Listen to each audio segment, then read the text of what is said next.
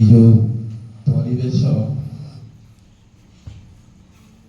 लुह भरा परिवेश ए परिवेश सब परिस्थिति सृष्टि होची से परिस्थिति को छाती रे चापी देछि आखिरु छल छल लुह निर्गत हेले मध्य ताकु मध्य चापी दे मते किछि कहबा पई से परिस्थिति को आपणे नेछि तेणु दुख तो निश्चित होउछि और हेबो किंतु मते जो 3-4 दिन पूर्व सूचना दिया जाइथिला जे हम विद्यालय स्तर रे आपनकर उपस्थिति को ग्रहण करने पे चाहूँ